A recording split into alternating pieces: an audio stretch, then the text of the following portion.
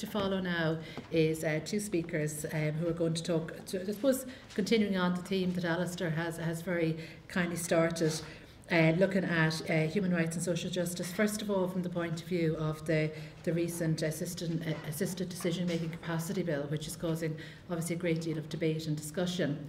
And Mary Keys will speak on that. Dr. Mary Keys from Law is going to speak on that, followed by Kerry Cuskelly, who you'll see on the programme, will be speaking on social justice and social work, coming particularly from a mental health perspective. They're going to speak collectively sort of 15 minutes each, and then we're going to have, for those of you who need to know what's happening next, we'll have a coffee break then and come back to a panel for some discussion. So first of all, I ask you to welcome Mary Keys from the School of Law here in NUI Galway, who has been a very good friend and colleague of the programme since it started, and we're delighted, Mary, that you're able to come here and speak to us today. So thanks very much for being here.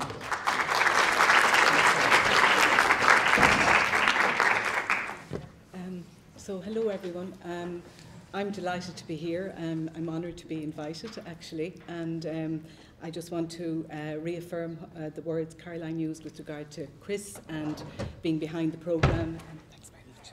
All right, which way? Okay, perfect. Okay, thanks very much.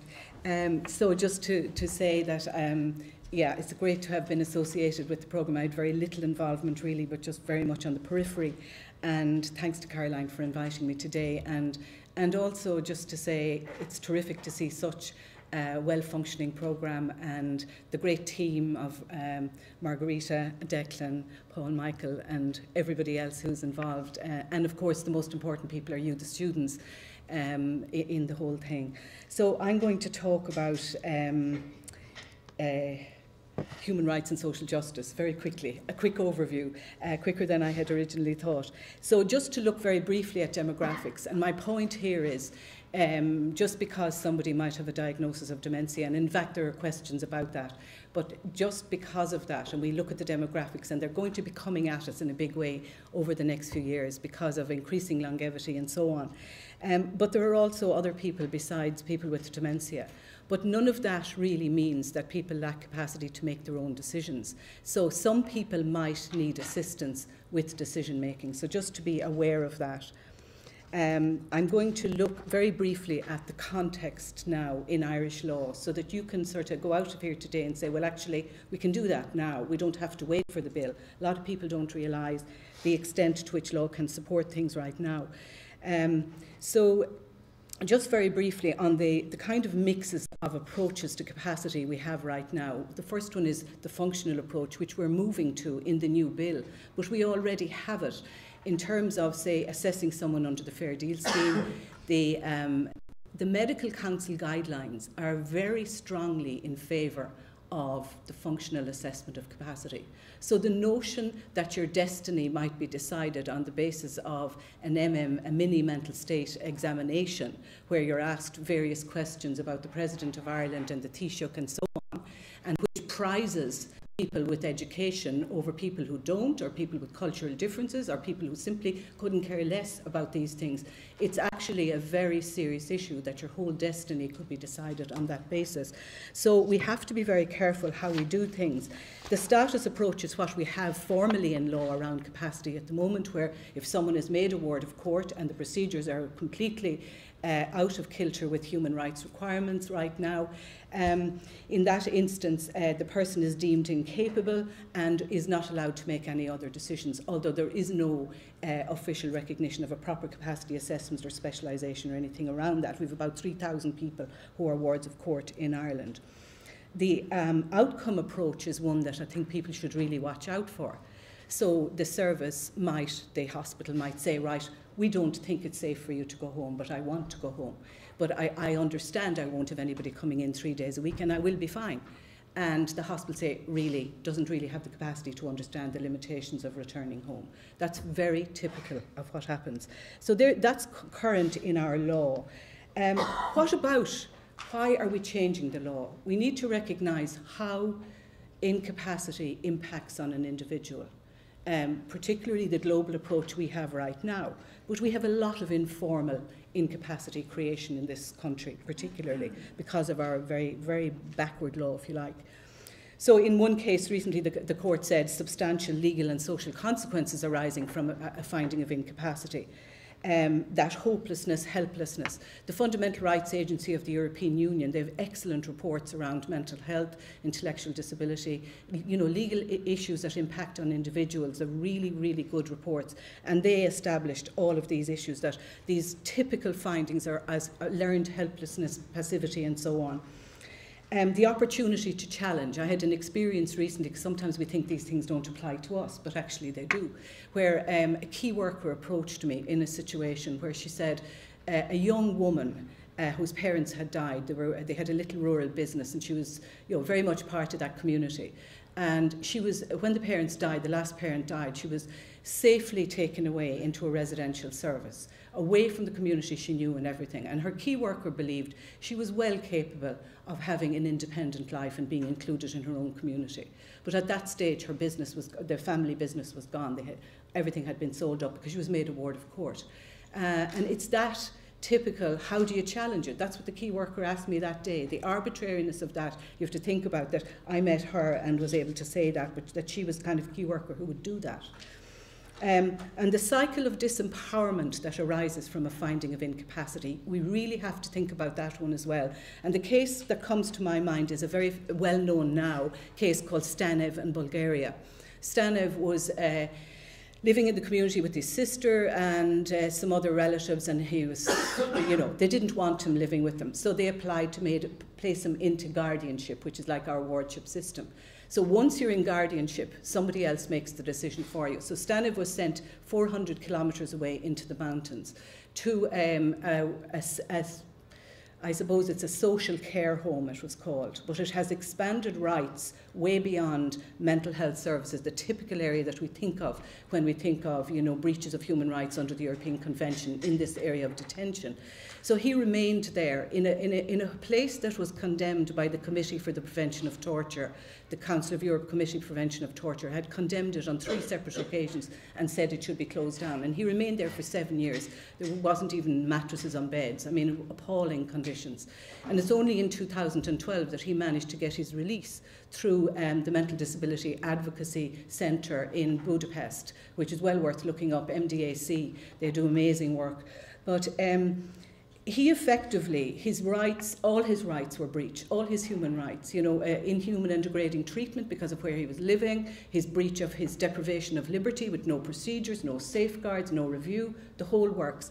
So Stanev is very important in how we look at our social care institutions, because we have some regulation over our mental health services and our approved centres under those services, but we have very limited attention being paid to other places, and not just social care institutions. The subtleties in the community services have to be looked at as well, because we know that institutional practices are brought with them into community services. That's established in research.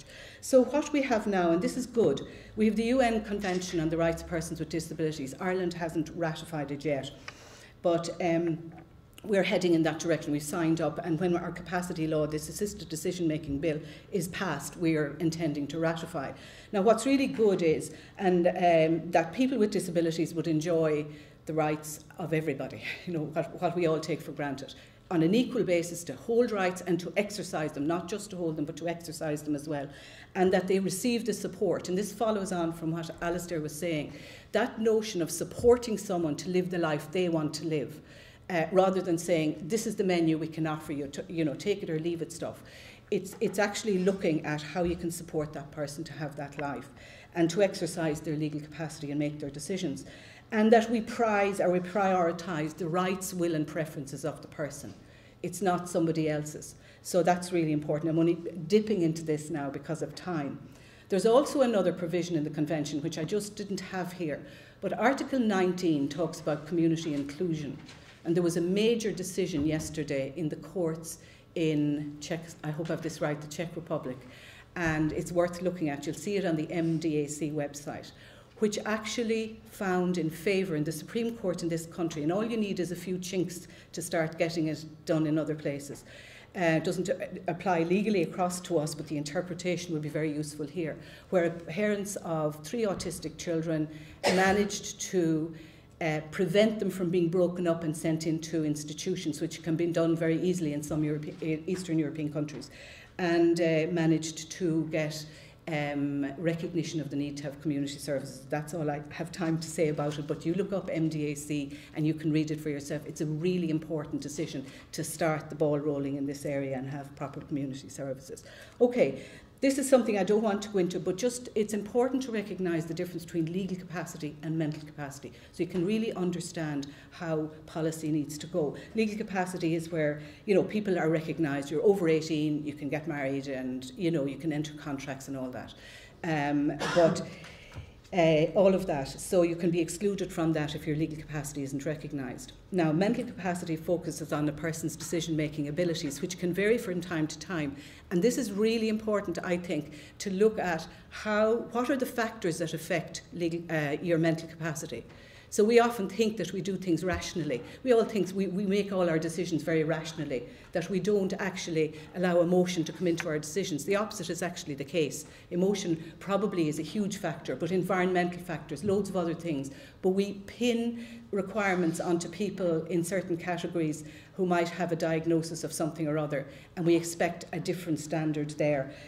What we do in Ireland, if someone lacks legal capacity, therefore they lack mental capacity. Sorry, the other way around. I meant to say if they lack mental capacity, then they're deemed not to be legally capable, and that's the wardship system. The UN Convention requires that people retain their legal capacity and they get support to make decisions. That's the core element of it. So my second area now is to look briefly at the Assisted Decision-Making Bill. The detail, you'll hear about this over time, so I just want to make a couple of points around it. It's intended to assist people to make their own decisions, and it's introducing a formal support network within a framework for assisting people, and it's underpinned by principles, and I want to talk a bit about the principles.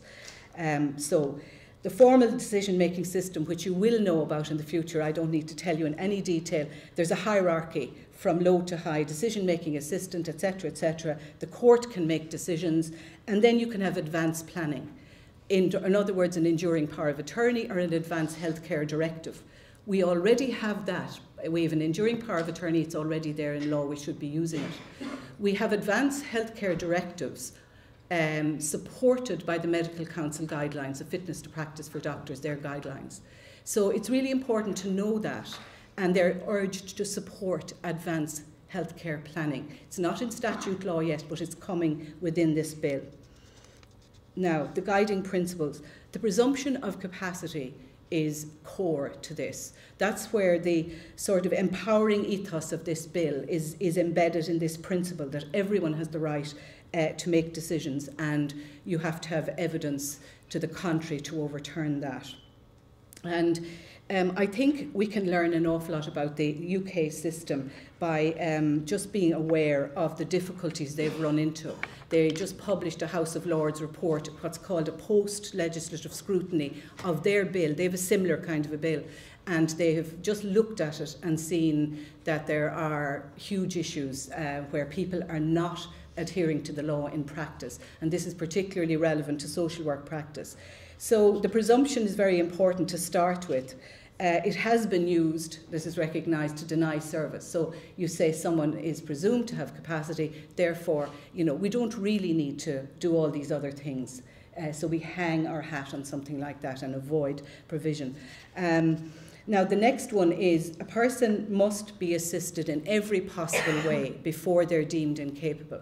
And just to give you an example of what that might mean, it might mean having speech and language therapy available for somebody before they're in any way deemed to be lacking capacity. And the sort of scenario was this, was evidence given in the English system leading up to there were hearings on their Mental Capacity Act.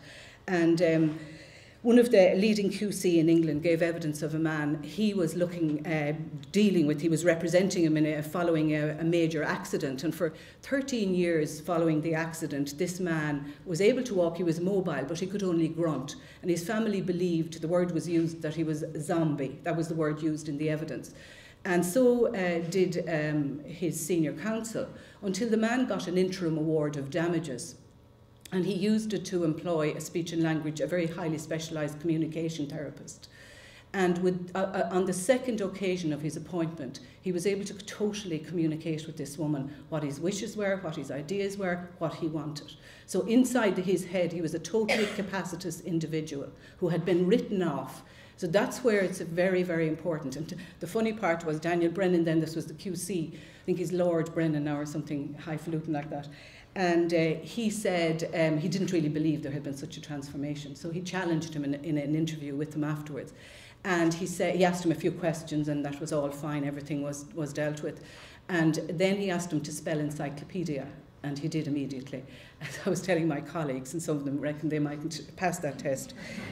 But anyway, the third one I want to make, these are three very important overarching principles about everything you do under this Act, and it applies to the courts as much as it applies to anybody else involved in it.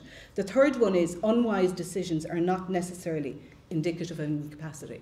Now, if I were to say here, put up your hands, anyone who hasn't made an unwise decision. I don't know whether there'd be any hand. You've never made an unwise decision. Look at you. That's amazing. You meant the opposite. I know well you did. I know well.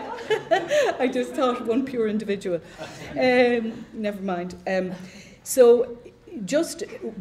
the warning point about this is, if someone has a diagnosis and they make a decision of some sort or other, that the authority, and remember power is very, very important in all of this, that they disagree with, very often the finding is the person is incapable. So merely by making an unwise decision, you cannot, it's outlawed anymore. It's so prevalent making decisions based on somebody else is making an unwise decision. Oh, they're not right, etc., etc. And the research, Charlotte Emmett, which I have there, has said, that assessors are very poor at disentangling unwise decisions from a finding of incapacity. So that's really important for people who are going to, and social workers are definitely going to be centrally involved in, assessments and connected up with all of this. And I'll come back to Judge Mumby, who gave us a very good way of acting around unwise decisions and so on, and taking risks. So very briefly on the rest of the guiding principles, an intervener, who could be anybody involved with somebody else, it could be the courts either, must encourage, facilitate and participation. And that goes back to something you said as well, Alistair. Participation of the individual in decision making is really prized in this legislation as well, as it is in the UN Convention. And giving effect to the person's will and preferences, past and present. Those words are taken directly from the Convention into this law. The will and preferences of the individual, that's what's important. And you just remember what we saw during the week on our televisions, and you just look at this law and say, how might it improve? And it definitely has to erode some of what we saw. Consulting others, interventions must be least restrictive of rights and freedoms. The likelihood of recovery, that's really important when it comes to older people, because of the prevalence of confusional states and so on, and how people recover from that. We mustn't make decisions when people are in those kind of states. We must wait for the recovery before any major decisions are made, and then respecting the human rights in other ways. Okay, Caroline, a few minutes.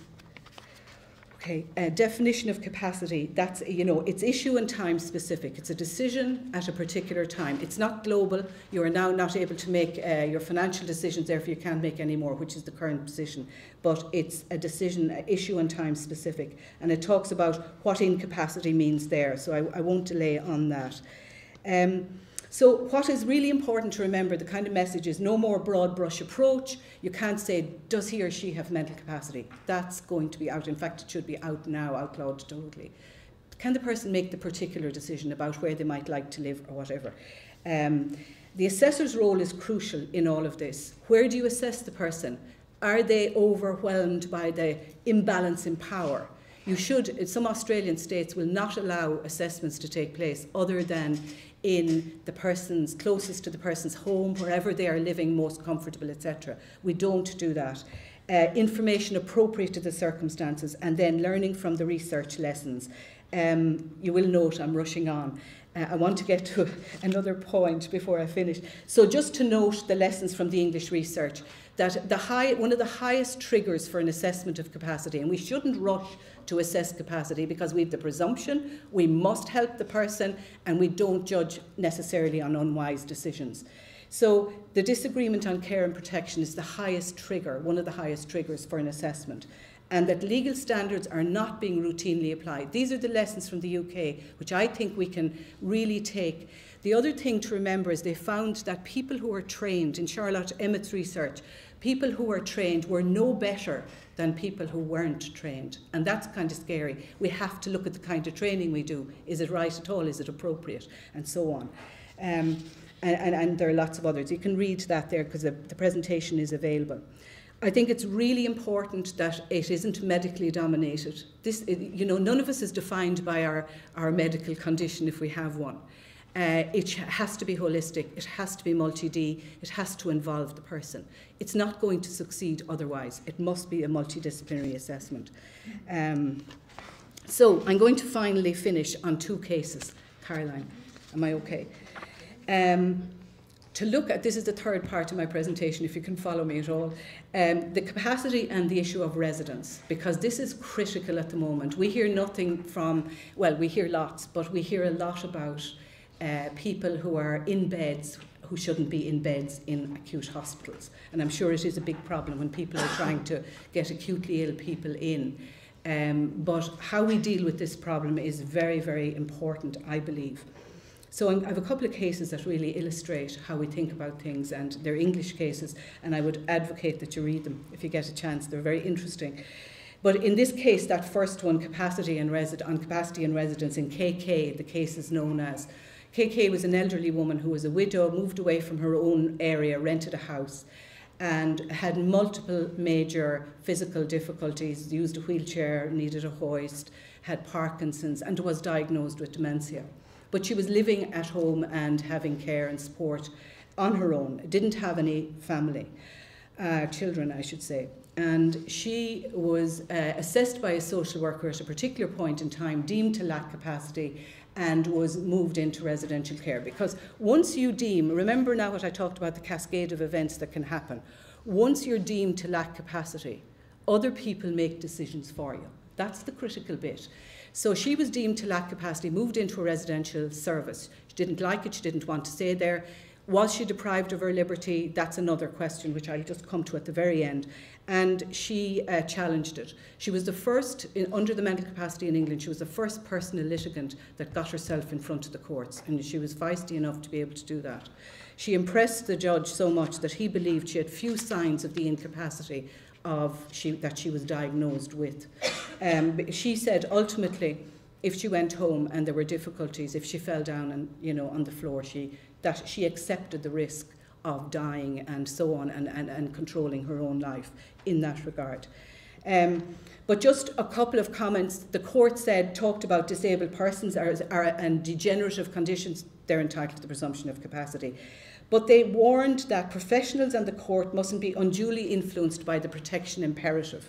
Now, I would say about that is that we're living in a risk-averse society at the moment where it's all about protection, physical risks, very little about the emotional impact of how we risk assess people and how we make a decision about they would be better in that place over there.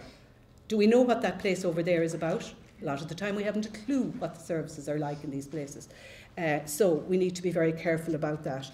And the judge talked about the risk that all professionals involved, including the judge, fail to carry out an assessment of capacity that is detached and objective and not over-influenced by the kind of resources that are out there. So there are other factors that are important. I'm just going to skip through this now. In KK, the fact that all life involves risk, all our lives, and the elderly and vulnerable might be less equipped, but physical health and safety at the price of emotional health and happiness. So I think that's really important to remember. I really want you to see this here, this quote from Judge Mumby, the famous judge in England. He said sensible risk appraisal, because you need social workers will need arguments for management to say why certain things should go in a particular way if you're advocating for somebody. And he said, seeking a proper balance and being willing to tolerate manageable or acceptable risks as the price appropriately to be paid in order to achieve some other good, in particular to achieve the vital good of the elderly or vulnerable person's happiness. And then this quote that's frequently used, what good is it making someone safer if it merely makes them miserable? That's a very important quote there, even though it's overused. I'm going to just, for my last point now, is on deprivation of liberty. How am I doing? I'm way over time. Okay, will I finish?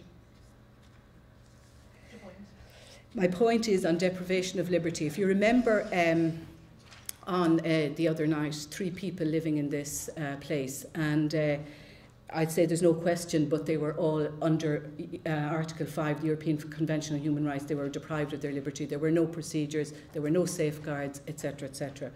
So the question about that is, there are 2 definitions there, complete and effective control in the HL case, an autistic man. Then the other one was the objective element and subjective element. The objective element, is the person confined in a space? Did they consent? So they're kind of tests that have been used around deprivation of liberty. England is in a terrible state about their deprivation of liberty safeguards now because they're not working. What are we going to do? Very important. We've Article 8 of the European Convention on Human Rights. What we should look at is not when a person is deprived of their liberty, but long before that. We need to look at the idea of removing someone from their home and address, is it the right thing to do to move them to some other place? That's Article 8. It protects the right to respect for private and family life. And that famous Neary case, which you can all look up as well, that's really good. The last thing is Emanuela Sykes, and I advocate you should read the case. It's the most uplifting case possible. An 89-year-old woman, and I am finishing then, Caroline, 89-year-old woman living in her own home for 60 years in Westminster, a very feisty woman, was involved in all kinds of activities supporting people with dementia, writing for a union newspaper, and a feminist, very outspoken, diagnosed with dementia and subsequently became quite ill and began wandering, neglecting her health, etc. The law was used to move her into a hospital and then onto a care setting where she was extremely upset. She'd made an enduring power of attorney, she'd made an advanced care directive, she did all the advanced planning, all the right things. Her friend, her trusted friend, which is a very important thing to have, she didn't have a spouse or children, and he said she was grossly unhappy in this place. Sorry, I should have moved this on. And Judge Eldergill, who's a really terrific judge, he said he wanted her to go home, her friend, because she was so upset in the nursing home. She was acting out all the time and she just felt her life should be over. And he basically said, if she doesn't go now, when? And the last thing is, he said it's her welfare in the context of her wishes. And this is where I think it's the nub of everything we're talking about today. Her wishes, feelings, beliefs and values that is important. This is the principle of beneficence, which asserts an obligation to help others further their important and legitimate interests. In this important sense, the judge, no less than the local authority, is her servant, not her master. And he prioritised her emotional welfare over her physical safety and allowed her to go home. And my question is, what do we do in Ireland? And I'm sorry, Caroline, for going over time. Thanks very much for your attention.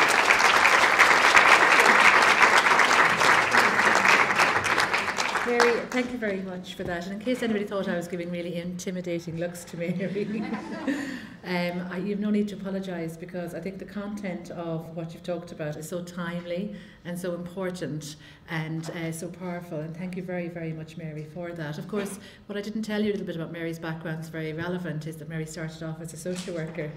And you can possibly, I don't know if you can tell that or not, but the passion, but the legal precision with which you address this is of such benefit to us. And for second years, Mary's helped me out a lot, because we're starting law and human rights next semester, Mary, and you've done a whole lot of work for me there, so thanks very much.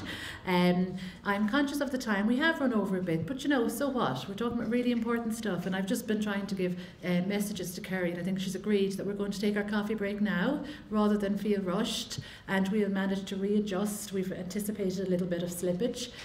So if I could invite you to progress to the 3rd floor and have a little coffee break. We'll keep it fairly brief, but go and enjoy some coffee. And can we just say a very, very big thanks again to both of our speakers who've really, I think, inspired us and given us a lot to talk about. So a big round of applause for Alistair there.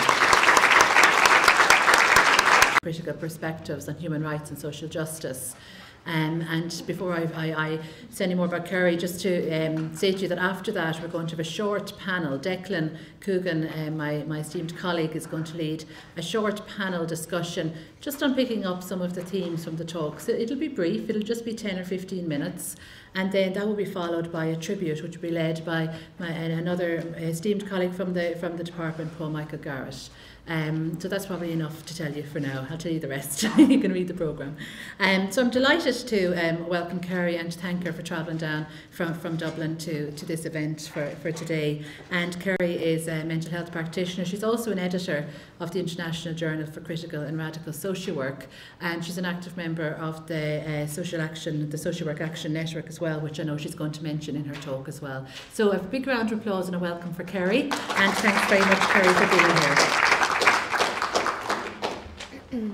Thank you very much.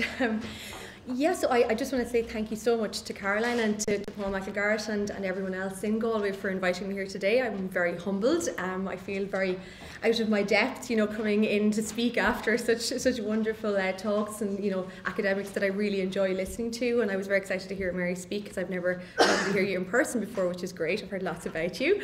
And I just think it's wonderful to have like a celebration and kind of a creative celebration like this for the 10-year anniversary of the MSW.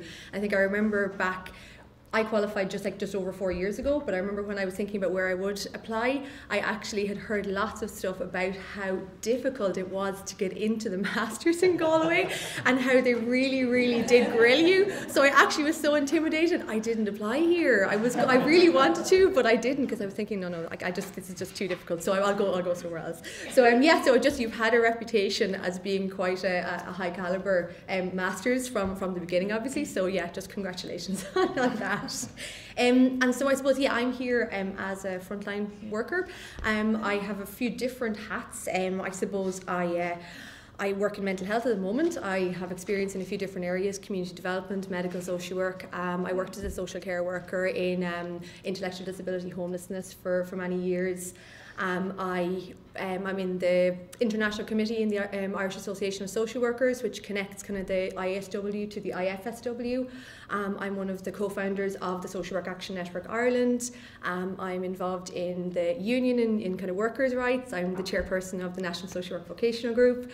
I also then am interested in the connection between theory and practice, so that's why I kind of am involved in Critical and Radical Social Work Journal. So there's a few different things that I kind of enjoy doing, and I suppose as a social worker, I think it's kind of for me, it's so everything is connected. The theory, the practice, everyday lived experience of people, everything is connected. So for me, I have to find some way of doing that or connecting things both in my head and in real life. So that's kind of why I do those few different things. But today I'm just kind of going to say where I'm coming from or where I think social justice is in terms of social work and why I think it needs to be the core of social work. And these are just kind of, I suppose, questions that pop into my head or have done so in the past few years, particularly when I started working in mental health and in taking into context Alistair's kind of talk about actually looking at the wider picture and the political context, what's happening in the world, in our communities and around us. The international definition of social work, everybody will know this. It's, the core features for me are social justice and human rights. I mean, I hold that to heart, and that's where I work from as a social worker. Just very quickly, I mean, these are some very short snapshots of, I suppose, things that come up for me on a daily basis, but have a connection to the wider, I suppose, society or wider picture when I'm working with individuals. Issues like poverty, housing, homelessness, employment, health, mental health. There's been huge, I suppose, increases in poverty, child poverty, homelessness, housing lists, increases in the housing list. unemployment rate, especially for young people, the exponential rise in unemployment for young people in Ireland in recent years. Health, which is of particular interest to me and I'm sure to all social workers here, increase in waiting times, cuts to home care and home help, which I was thinking about when Mary was talking, the inability to actually remain in one's home if you want to with the right supports in the community. Mental health rises in suicide. I thought it was interesting that they're actually the budget for the traveller community in terms of health has been cut in recent years, which I thought was quite interesting. I do a lot of work with the traveller community in the area of mental health. So in thinking about those kind of things, and then thinking about social work and social justice, I suppose these are a few of the things I keep in mind when I'm working as a social worker. I'm thinking about solidarity, and I know that Alistair mentioned that as well, and kind of that it was maybe an old-fashioned term or had gone out of fashion somehow, but I think it's more important now than ever that we bring it back in to social work and to that idea of solidarity with the people that we work with on an everyday basis, and kind of situating ourselves as workers, as people who are also in the communities that we work in. We are not separate to people, we are people also, so we are connected to the communities we work in. Recognising and respecting diversity, challenging negative discrimination, challenging unjust policies and procedures. That's a huge thing that we need to kind of, I suppose, get a grasp of and become comfortable with when we're fighting for social justice. Fighting for the equitable distribution of resources, not just the equal, not just a little bit here and there, but the equitable distribution of resources. And for me, a huge thing that I'm really interested in is I suppose praxis, is accessibility of knowledge, so consciousness raising, working with communities, for me to learn from the communities I'm working with, but also for me to, I suppose, help people access the system, the bureaucracy, to understand how the system works, access to justice, access to information, and kind of consciousness raising in that way, so people then become empowered themselves. For me, as a mental health social worker, I use this graph quite a lot. I'm sure everybody knows what it is here and has seen it many times before. But in mental health, the social, understanding or causes of mental distress are not very well understood at the moment, to say the least. So my way of easily explaining what I do and where I'm coming from when I'm in mental health is I use this graph. Just quite simply, I say this is what I do. I'm a social worker. I'm looking at the social causes, the social, impacts of mental distress, and these are the types of areas that I may work on or may interact on, both on an individual level and on a wider level. On an everyday basis, I see lots of things interacting in my work. I'm seeing social welfare injustices, I'm seeing homelessness, I'm seeing no access to education, increases in self-harm, increases in suicide, depression, anxiety. I'm seeing a system that's quite individualising, that kind of almost purposefully breaks people off from each other, so that everything is quite bureaucratic and individualised. Breakdown in relationships, loss of families, loss of friends, loss of social support, increasing social isolation, increasing social exclusion, low self-esteem, no access to justice, poverty, everything being a vicious cycle. So these are all things that I'm seeing and thinking about on a daily basis when I'm working in the community in mental health. So for me, how I begin to try and challenge or combat this, I do it on a few different levels. On an individual level, when I'm working with people in mental distress, they could be coming to me, they're in the middle of a housing repossession, or they might not have any social welfare, they mightn't be able to feed their family due to poverty. I suppose for me, I think it's very important to, understand where the person is coming from, and I suppose consciousness raise or have a discussion with them around the connection between their individual circumstances and what may be going on in the wider community or society. So I suppose linking the private or issues or problems that the person is having to the societal problems. And I suppose reframing it. A lot of times people will come to me and feel very downtrodden or feel very, that everything is their fault, that they are experiencing distress, they are feeling suicidal, they are harming themselves, but it's their fault and it's their issue and they need to deal with it individually. For me, social justice for me is very much around reframing that and actually saying, no, that's not necessarily how you need to look at it. There are other ways of looking at it. And having conversations like that, and I suppose allowing people to understand they are not by themselves, that there are other people experiencing this, and that we may be able to find ways to collectivise those individual issues, and as a group we might be able to then begin to challenge or change or reframe how people see their experiences, and by doing that, or by that process, then empower them or make them feel that actually they have power, and that it's not the system that has power, it's not their fault that this has happened, that life is like this, that it's not some fault of theirs. So on a group level, then I work exactly as I said, with groups then to consciousness raise on multiple issues that connect to mental distress. So for example, starting carers groups and working towards having, I suppose, carers groups that run by carers themselves. So starting groups that with the aim that they will become peer support groups without any need for me or any service to be involved, that the people themselves actually can care for themselves and care for their families and care for their communities. So again, that kind of consciousness raising and solidarity building and collective responsibility for each other. I work with some BME communities in my job as well. So a lot of the stuff I do will actually be talking to communities with different understandings of mental distress, and again it will be kind of finding out, well, what's your understanding of what mental health is, and then is our service, or is the mental health service in Ireland responding to you appropriately if you are understanding your mental distress in this way, and how can we respond, or how can we support you in that. So even just having those conversations and going back to my team or to the mental health service in general and saying, this is what people are experiencing, this is the language they're using, this is what they're understanding mental health as, and how can we adapt and change to respond appropriately and culturally appropriately to those groups of people.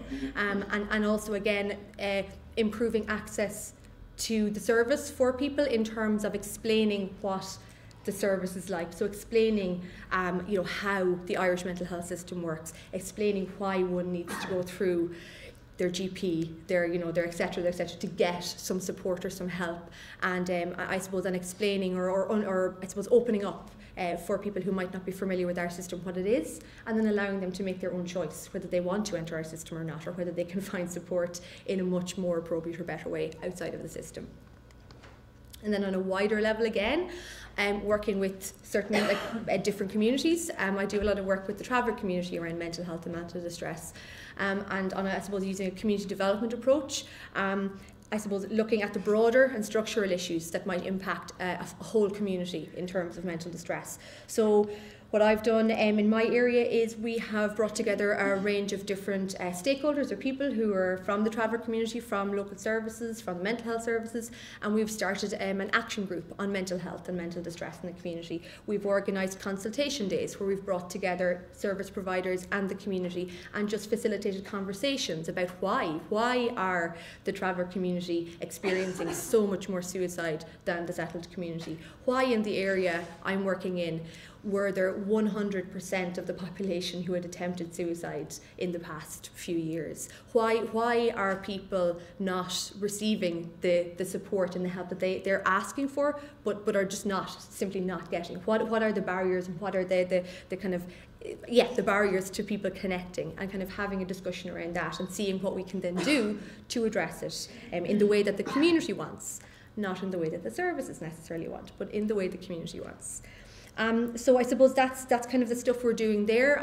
In the next year we plan to have I suppose a series of conversation circles where we will have monthly discussions on different issues that examine the causes or the roots of mental distress. We'll be looking at internalised oppression, we'll be looking at shaming of communities, we'll be looking at control of people, we'll be looking at why certain things like alcohol, drug abuse, suicide are more prevalent in the traveller community.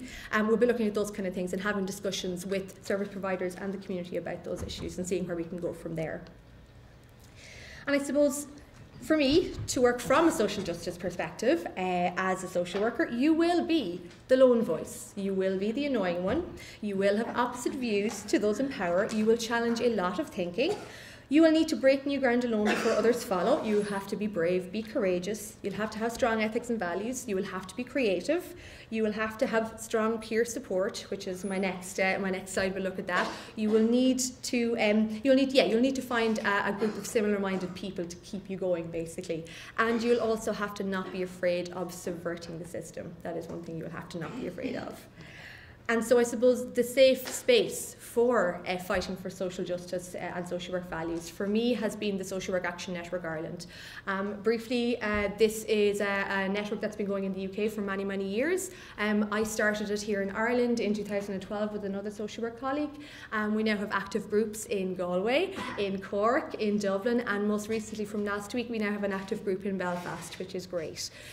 So I suppose this is a network of social work practitioners, students, academics, social welfare recipients, carers, activists who've come together, I suppose, to oppose the cuts to our services, to the stigmatisation of service users, to the stigmatisation of marginalised groups, I suppose to fight for the values that we learn about in our social work education, and I suppose to try and actually act on those, as opposed to maybe thinking about them and talking about them, but actually to do a bit of action as well, you know, a little bit of balance. But we've come together to try and do that, and to find a safe space in which to do that, which I think is extremely important as well. Over the past 2 years, we've been involved in a few different campaigns. Mary was talking earlier on about home care and about having choice to actually remain in one's home. Back in 2012, some of us who were working in the area of older persons became involved in the home health campaign through the Social Work Action Network, and we worked with people in our work. We talked to carers, we talked to service users, we talked to home health workers, and we gathered a 10,000 strong petition together, and we were part of that group of home health workers and carers and service users that handed that petition into Dr. Stephen's Hospital and to Dr. James Riley, and succeeded in stopping not all of the cuts, but some of the cuts. So that was a way, I suppose, of using my values in social work and being able to find a way to fight for social justice, not necessarily in my everyday work, but alongside it. And most recently, and I think a lot of people here will know about the proposed new graduate scheme that was proposed for whoever the students are here will probably have heard about that. And that was a campaign that the Social Work Action Network Ireland took on and had a huge amount of success with so far, which is great. We organised a national demonstration. We had well over 100 people at the demonstration. We had support from the Union of Students in Ireland. We collaborated with new workers groups called We're Not Leaving and the Young Workers Network. We had a lot of support in that. We also had, and I have to say thank you to those of you who are part of the forum, we had wonderful support from the Educators Forum, who passed a motion at your most recent meeting saying you also oppose the proposed new graduate scheme. So for me, it's just showing the solidarity that can actually happen between social workers in different spheres and how it can be successful, because so far the graduate scheme is not being introduced. So it's on halt at the moment, which is fantastic, and it's to do with, for me, it's to do with people actually standing up for what they believe in and fighting it, and actually, I suppose, taking a stand and using the avenues that are open to them in order to take that stand safely and collectively, because no one person did it. Everybody did this together. So I just kind of want to make that point, that it was fantastic to have people in all of their various spheres come together to do that.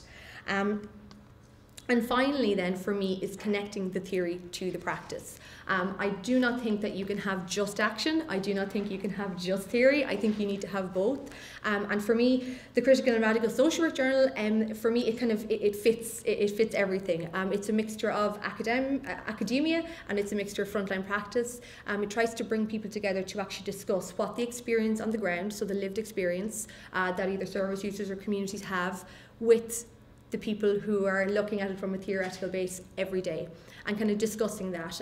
I suppose for me, I haven't read a huge amount of Gramsci. I apologise for those of you who read lots of him, but the concept of the organic intellectual for me just kind of rings true, especially for social workers or teachers or anyone who's working kind of in a community or with people. It just, I suppose, kind of thinking about our everyday experiences and what we see and connecting that to theory and theorising it, and actually looking at the connections between what we are actually experiencing on an individual basis and what the overall picture is, what the societal picture is, and connecting that then to the theory that we learn in class, but we don't necessarily connect or think about when we leave the classroom. So for me, that is hugely important. So bringing it all together very quickly, these are all things for me that need to be considered. Workers, people, movements, politics, policy. You need to be idealistic, you need to have values, you need to have morals, strength, courage, stubbornness, anger, defiance, hope and creativity at the very least. I think you need to keep using your theory, and I think you need to practice it, apply it, use it, think about it. You have to. This is why the colleges are so important, and this is why colleges or social work departments making, I suppose, commitments to prioritise social justice and human rights is so important. It is the backbone of social work, because I suppose when we prioritise that, we will keep what the core of social work is. I think you need to find like-minded people, start a peer consultation group, a radical and critical peer consultation group. We did that a few years ago, and we're still doing it now, and it's working out quite well. Use of self. Retain your ethics and your morals and values. They will be challenged every single day in every single situation. You will have to fight to retain them, so please try. And solidarity. Solidarity will help with that. So to keep social justice at the heart of social work, we have to fight against, for me, I think we have to fight against the over-dominance of individual casework at the expense of community development work. We have to fight against social work being forced into a more technocratic and bureaucratic role from outside people, not from what we want it to be, but from outside forces. We have to fight against the ongoing shrinking of the welfare state. We have to fight against the ongoing privatisation of public services, and we have to fight against the stigmatisation and the vilification of marginalised groups that we work with. And I will leave it at that. So thank you very much.